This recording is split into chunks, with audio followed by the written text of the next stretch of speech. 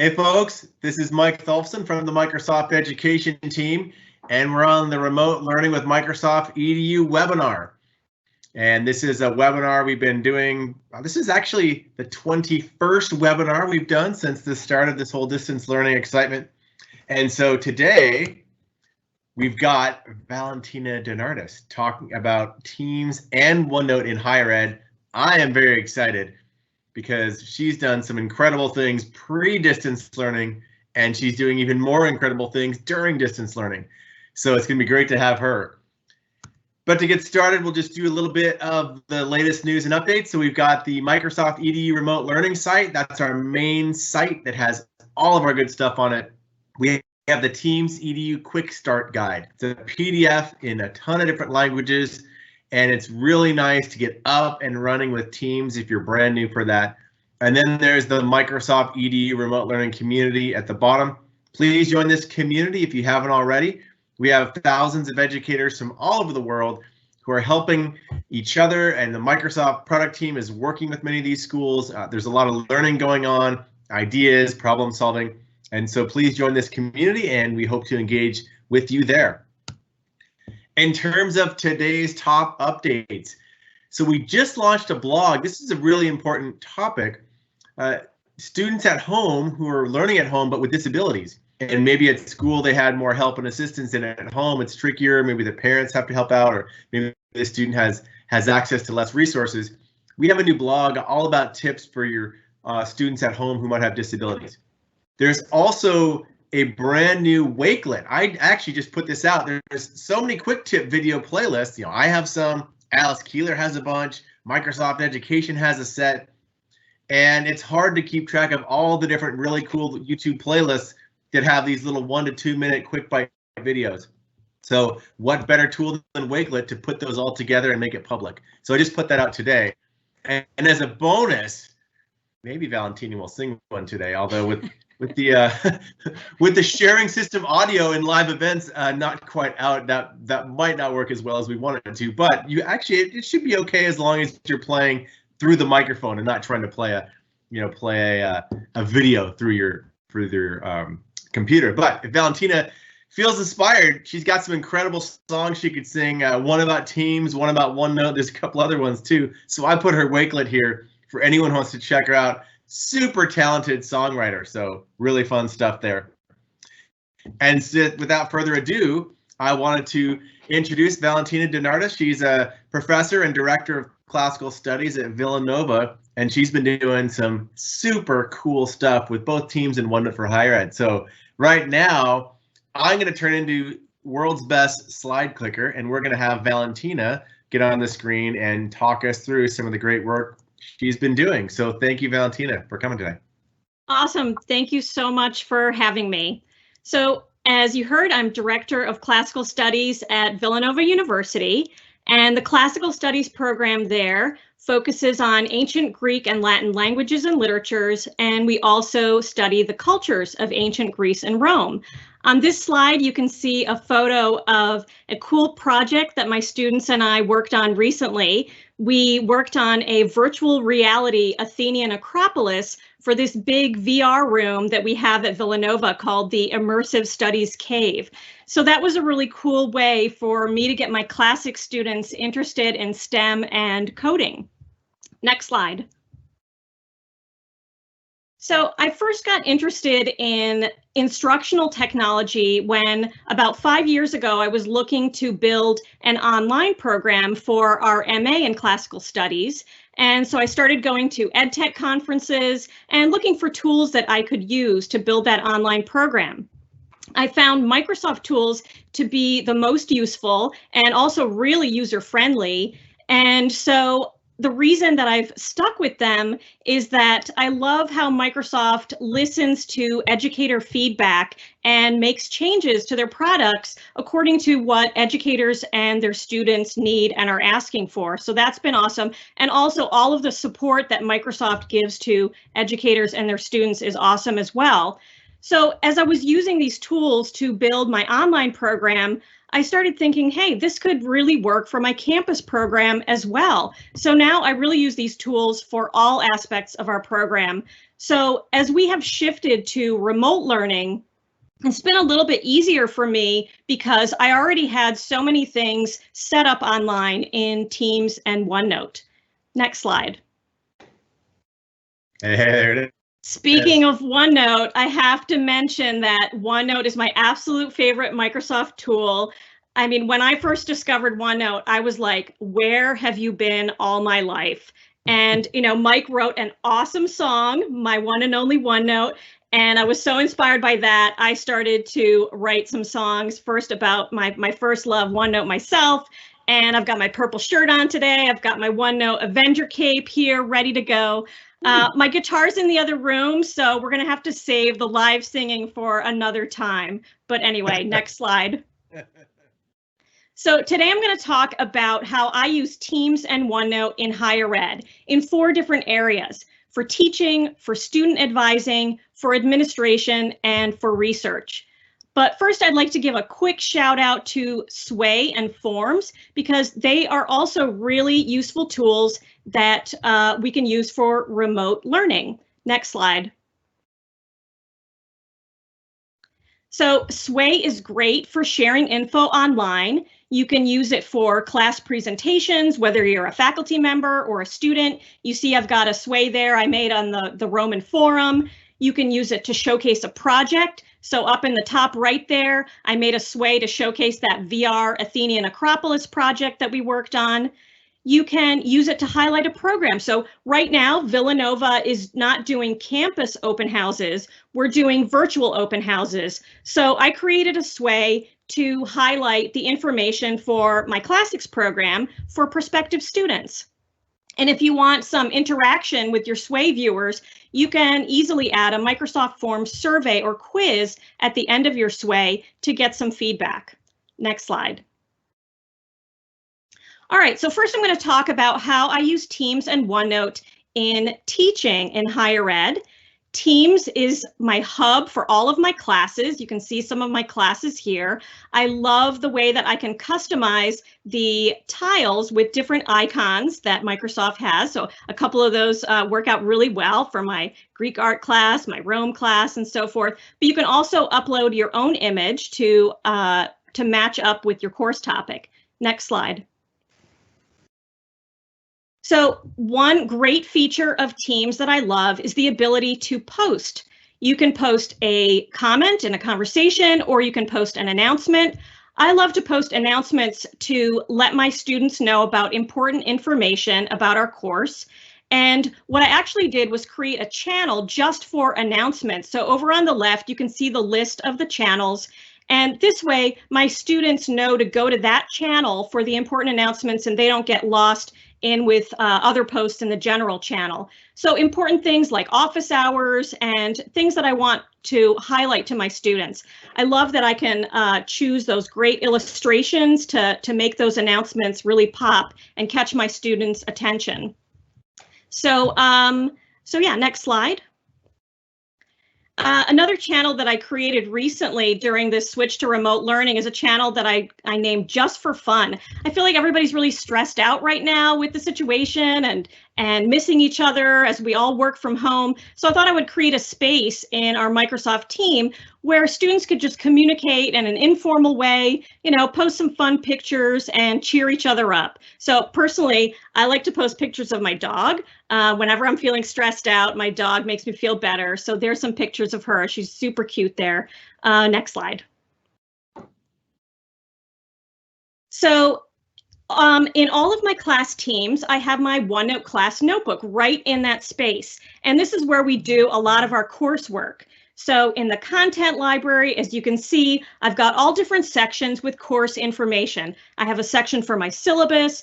I have a section for my schedule, which you can see is open right now. We're looking at the page for the spring course schedule. And what I did was I popped in a table and then some dates there, and I can add information about what we're doing each day in class. And of course, it's really easy to edit this because, you know, sometimes a global pandemic comes up and you need to adjust your schedule and rearrange things. So super easy to do right there in the class notebook. Next slide.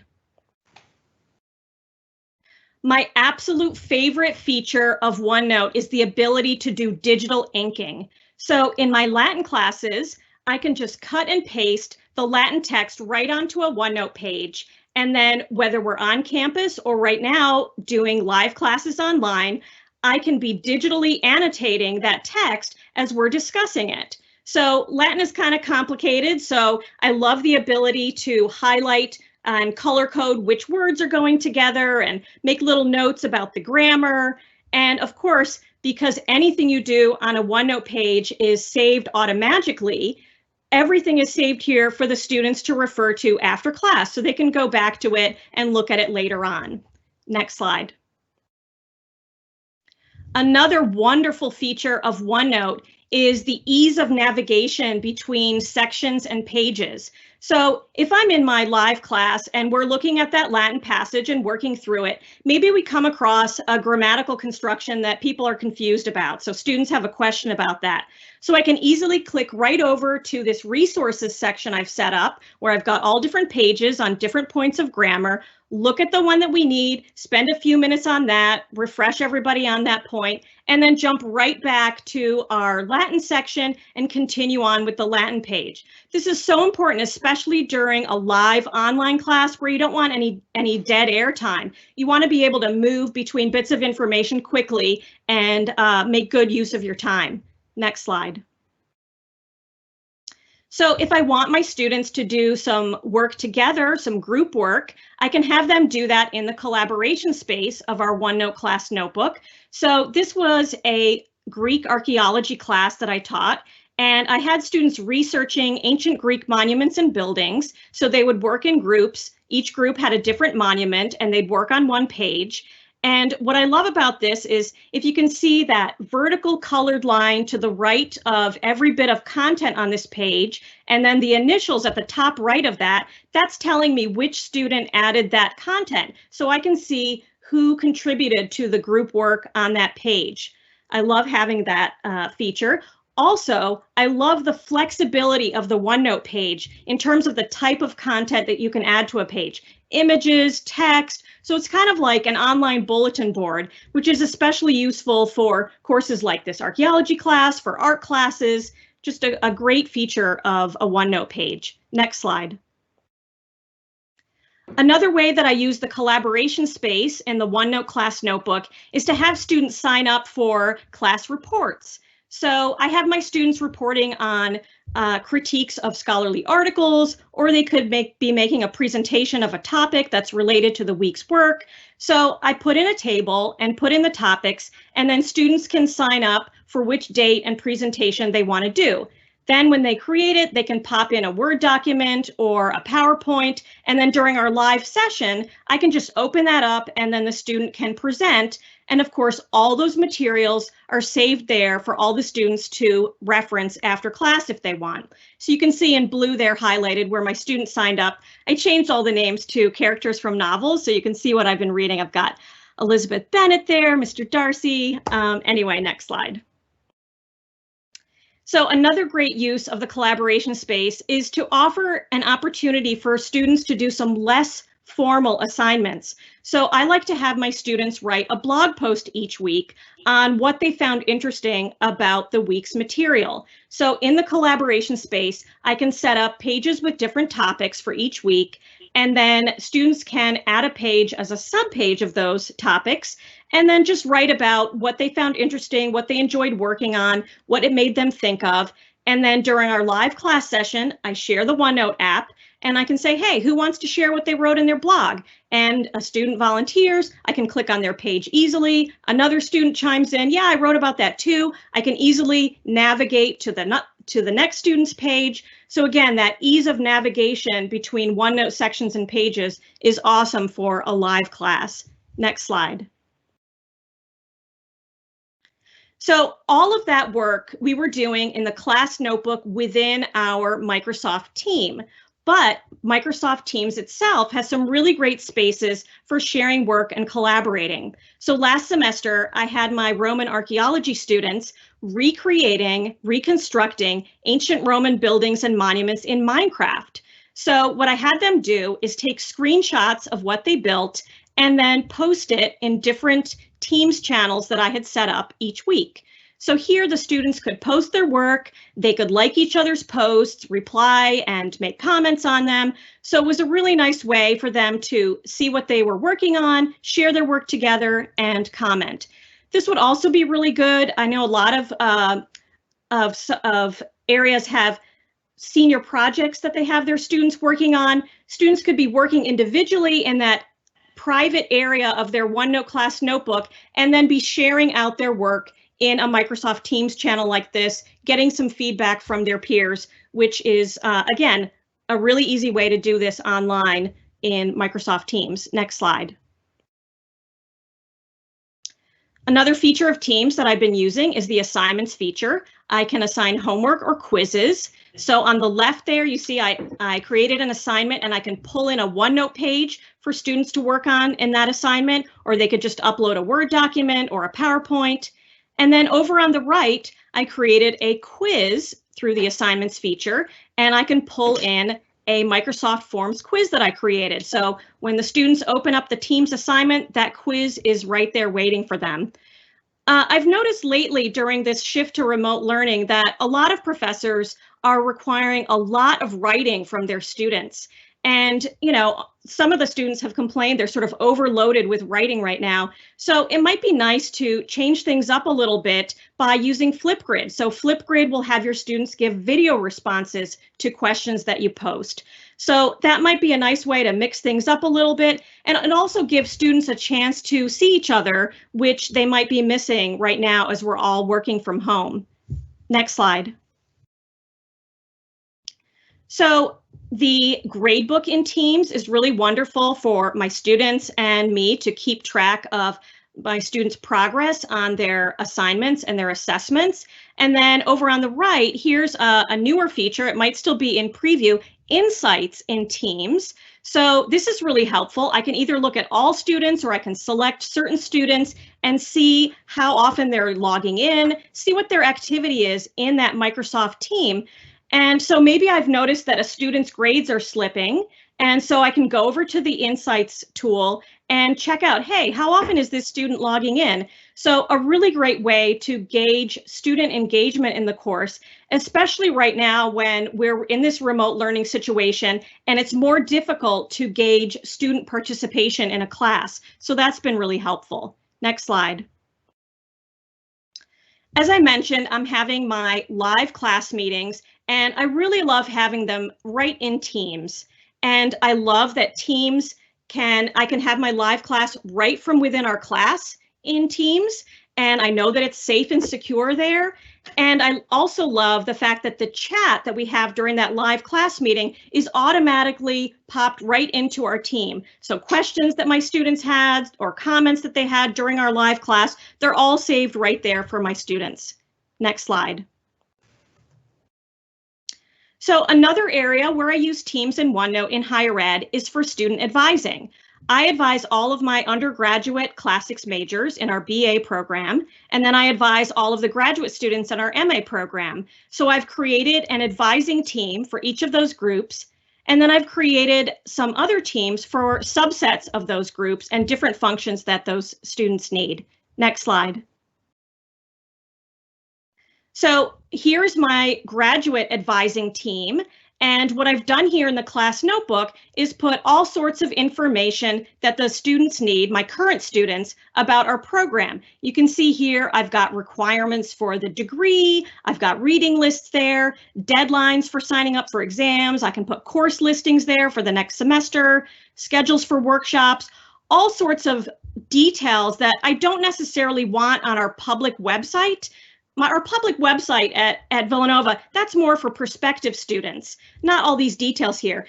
Years ago, I used to have a paper handbook that I would give out to students for our program, but you know, policies change, degree requirements change, and so then that handbook becomes obsolete, and you know, you don't want students to have the wrong information. So by having everything here in our private space, in our advising team, I can keep the information updated, and I know that all the students have all that updated information anytime they need it. Next slide. Another thing I use our advising team for is for community building. So in our class notebook, within that advising team, I've set up in the collaboration space a sort of who's who section. So I mentioned I built this online program for our masters. And so even when we're not having a global pandemic, our online students never set foot on campus. So I want them to get to know each other, and using the collaboration space is a great way to do that. So I have students just add a page with their name, and they can post some information about themselves. They can post some pictures if they like. And I love that it's in this secure space for our current graduate students. It's not out on some public website where students would be concerned about their privacy. It's all contained right here in our class notebook. Next slide. So for my undergraduate students, we have student organizations that I advise and mentor. We've got our Classics Club and our Classics Honor Society. So it's great to use a team for that. And again, the announcements feature is really great for highlighting different events. I love those graphics that we can add to them. Really makes it pop and get that information to the students. Next slide. So my graduate students do research portfolios, and I've set up a team for that. In the class notebook, I can have them work on their individual work in their private notebook section of the class notebook. And then out in that Teams channel, I can have them share their work, get feedback from each other. So a great way for them to be getting through those research portfolios in an organized way, but also getting some feedback from each other. Again, easy to do online. Next slide. So I've set up a Microsoft team for our graduate students who are taking their comprehensive exams, and everybody had to do those online this semester. So I can just add a student to this team when that student is ready to take their exam, usually at the end of their master's degree.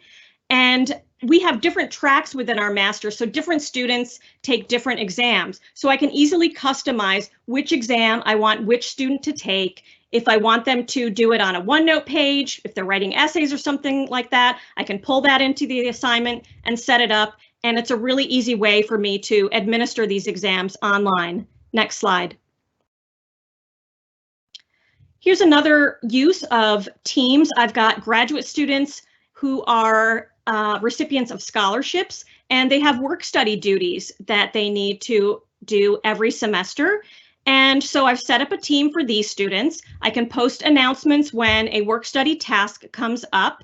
And then in the collaboration space of our class notebook, the students can sign up for which tasks they're available to do.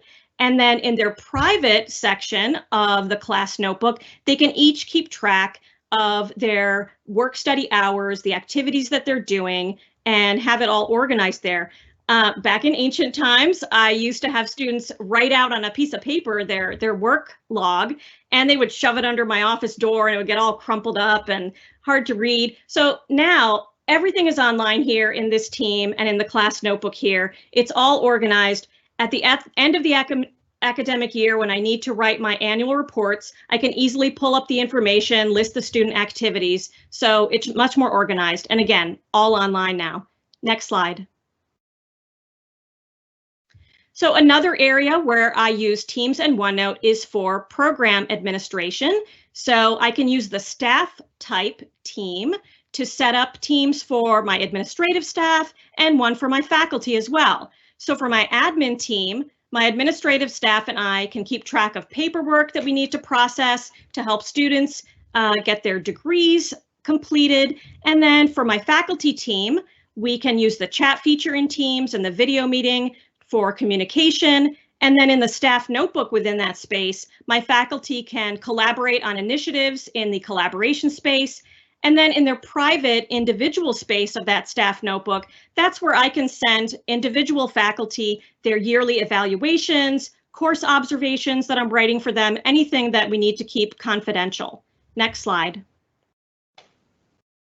So the PLC team type is great for professional development groups on campus. You can see over on the right, we've got a team to help people use Microsoft tools, learn how to use Microsoft tools. I love that I can add tabs at the top of my team there. I added a resources tab for a web page that I built to highlight different Office 365 resources, including, if you can see it, the ultimate Microsoft EDU Wakelet of Wakelets. So shout out to Wakelet right now for a great tool to share collections of resources. So important right now. Everybody's got great ideas to help each other with remote learning, and Wakelet is a really great way to share those tools with other folks.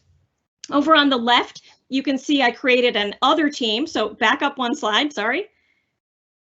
Over on the left, I created an other team type for a committee that I had on campus. So here, again, whether we're on campus or we're working online, we can work right in this team to communicate and share documents and work together on our committee work. Next slide.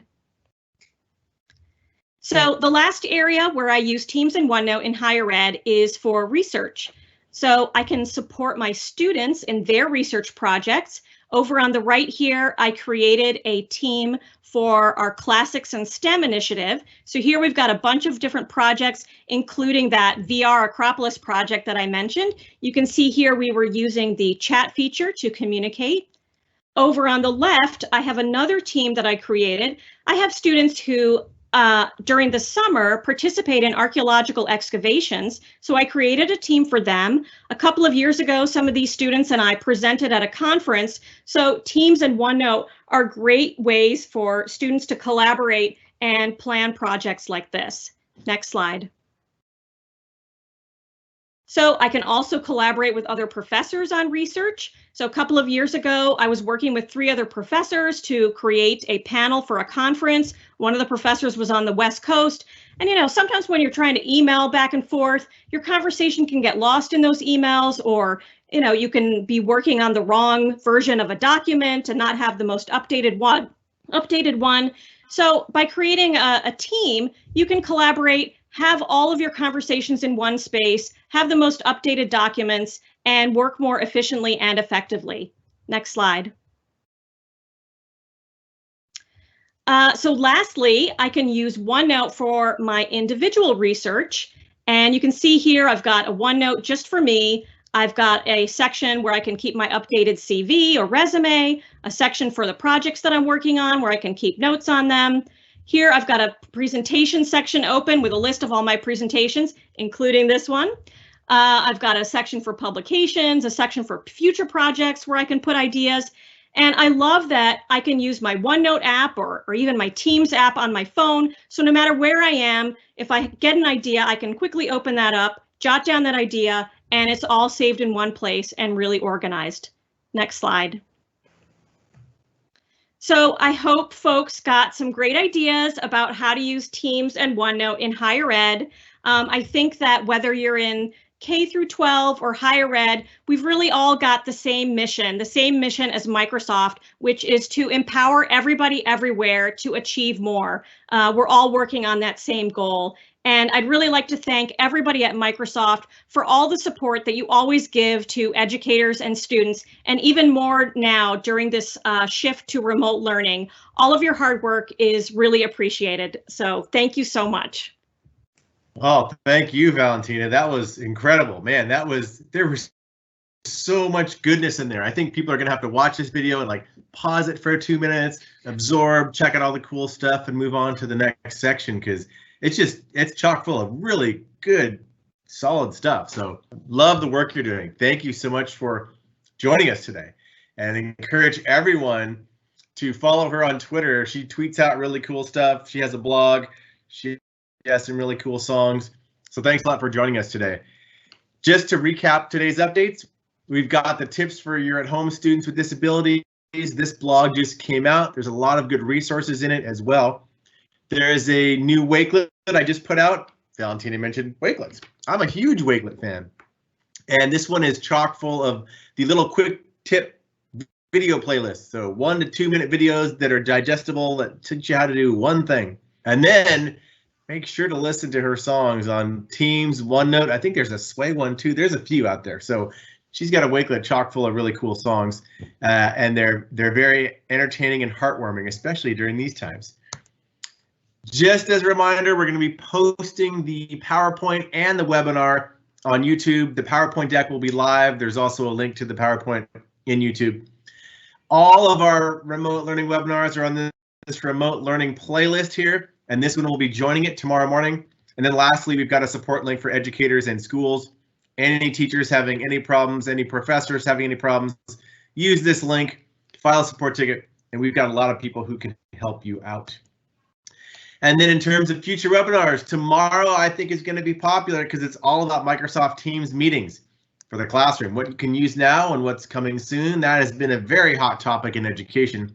And then Monday's Flipgrid, founder Charlie Miller, and then the Merrills husband and wife tag team who are Flipgrid superstars. They're going to be all on the show on Monday. And then Tuesday, we've got another set of superstars, the E-Twins. So Alberto and Mario Jerez are going to be here talking about how they use Teams, OneNote, and Flipgrid for remote learning at their 5th and 6th grade respective classes in Utah. So that's going to be on Tuesday. And the full schedule is below. You can check it out. You can sign up. There are calendar links. You can have all the information you need about what's coming up. And with that, a big thank you to Marilyn for helping produce this. We've got our little follow her on Twitter for a lot of the other latest and greatest updates on the remote learning webinars, and we will see you soon. Thank you very much.